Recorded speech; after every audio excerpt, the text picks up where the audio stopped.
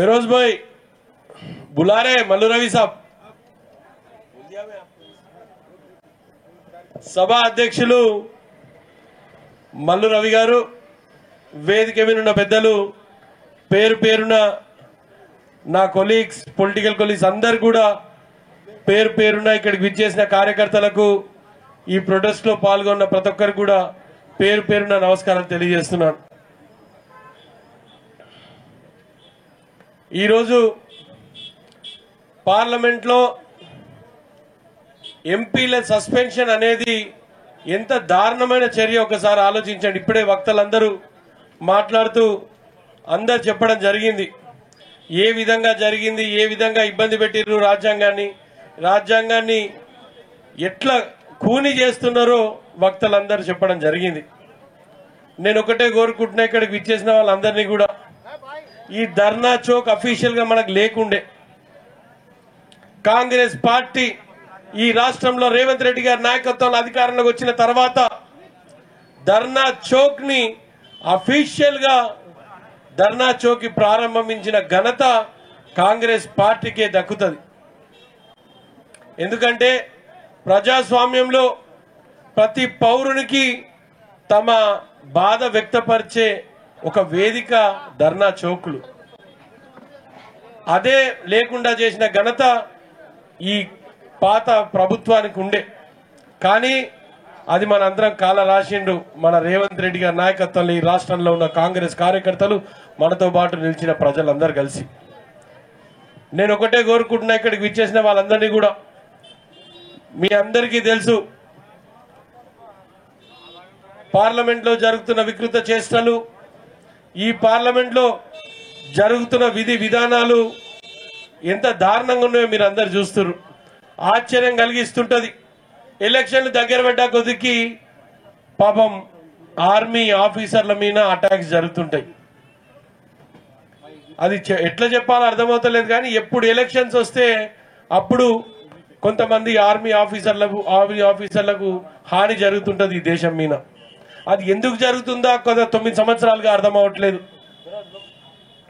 Correct election వచ్చే టైంకి ఇవన్నీ జరుగుతాయి। ప్రజలందరూ ఆలోచన చెయ్యాలి, ఏ విధంగా ఇవన్నీ జరుగుతున్నాయో ఆలోచన చెయ్యరు మీరందరు। ఎందుకు ఎలక్షన్స్ టైంలోనే ఇవన్నీ చేస్తున్నారు, ఎందుకు వాళ్ళతోటి రాజకీయాలు చేస్తున్నారు ఈ రాష్ట్రంలో, ఈ దేశంలో, రాష్ట్రం అన్న ఈ దేశంలో మతం మీద రాజకీయం, కులాల మీద రాజకీయం, డిస్క్రిమినేషన్, ఆఖరికి పార్లమెంట్ కూడా వదులుతలేరు రాజకీయాలు చేసుకోవడానికి। ఇంత దారుణమైన పరిస్థితులు ఈ దేశంలో అవతరించినాయి, ఒక్కసారి ఆలోచించండి। అందరు చాలా చల్లగా ఉన్నారు, ప్రభుత్వమే వచ్చింది, కానీ చేయాల్సిన పని చాలా ఉంది ఈ దేశం మీద, రాష్ట్రం మీద। నేను అందరికి కోరుకుంటున్నా, ఆవాజ్ దో, आवाज दो, आवाज दो। చాలా మంది గెలిచిన వాళ్ళు ఉన్నారు, చాలా మంది ఓడిపోయిన వాళ్ళు ఉన్నారు, అందరు కొంత బాధలు ఉండొచ్చు, కానీ మన ప్రభుత్వమే ఉంది, ఎవరు భయపడాల్సిన అవసరం లేదు। బాయ్ అప్పని జీత్ చుకే,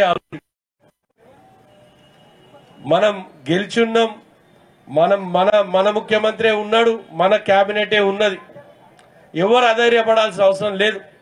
ఓటమిలు గెలుపులు అనేవి ఎన్నో జరిగిన ఈ దేశ చరిత్రలో, ఈ రాష్ట్రంలో కూడా। మీ అందరు నాతో పాటు స్లోగన్ ఇయ్యాలి, ప్రతి ఒక్క గొంతు గలవాలి, ప్రతి ఒక్క గొంతు కలిపి ఢిల్లీకి వినిపించాలి। మోడీ తేరీ తానాషాయి, అరే మోడీ తేరీ తానాషాయి, మోడీ తేరీ తానాషాయి, मोड़ी तेरी तानाशाही, मोड़ी तेरी तानाशाही। अरे जिंदाबाद जिंदाबाद, अरे जिंदाबाद जिंदाबाद, जिंदाबाद जिंदाबाद। मोड़ी तेरी तानाशाही, अरे मोड़ी तेरी तानाशाही, जिंदाबाद जिंदाबाद, अरे जिंदाबाद जिंदाबाद, जिंदाबाद जिंदाबाद, जिंदाबाद जिंदाबाद। Thank you very much Mallu Ravi గారు, thank you.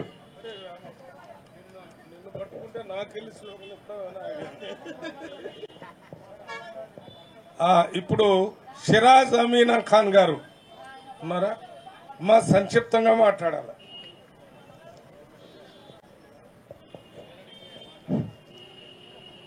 Good afternoon everybody. अंदर की ना नमस्कारम, जय भीम और आदाब. साथियों, जैसा कि आप देख रहे हैं कि इंदिरा पार्क के पास आज तेलंगाना में कांग्रेस पार्टी जीतने के बाद सबसे पहले मैं कांग्रेस पार्टी का, सरकार का और हमारे second CM of Telangana Revanth Reddy ji का बहुत बहुत हार्दिक शुभकामनाओं के साथ मैं कांग्रेचुलेशंस कहना चाहती हूं, क्योंकि आज जब यह धरना लगाया गया है मल्लू रवि अन्ना की सरपरस्ती में और कांग्रेस पार्टी की जानिब से और कांग्रेस सरकार की जानिब से, तो बताया यह जा रहा है कि आज सेव डेमोक्रेसी यानी कि आज लोकतंत्र को बचाने की आवाज इस सरकार द्वारा गूंज रही है. तो इसके मतलब को, इसकी संजीदगी को और इसकी कोशिशों को समझने की जरूरत है. आज यह धरना महज लोकतंत्र की आवाज को दबाने के लिए उठाया गया है. साथियों, एक आम जनता को नहीं मालूम होता है कि पार्लियामेंट में क्या हुआ है. आज संसद, जिसको हम लोकसभा कहते हैं, वहां पर चुने गए पार्लियामेंट को वहां पर मौका दिया जाता है कि आपकी आवाज को, आपके साथ इंसाफ को, आपके साथ हो रहे जुल्म के खिलाफ वहां पर पेश करने के लिए आप अपना प्रतिनिधि चुनकर पार्लियामेंट में भेजते हैं. और 146 पार्लियामेंट मेंबर्स को आज सस्पेंड कर दिया गया है महज इस वजह से कि लोकतंत्र की आवाज को दबाया जाए. और मैं दो बात आपको यहाँ पर याद दिला दूं कि राहुल गांधी जी ने एक बड़ी अच्छी बात अपनी शुरू से संघर्ष करते हुए कह रही है कि ये विचारधारा की लड़ाई है. इस विचारधारा को आपको और हमको समझने की जरूरत है.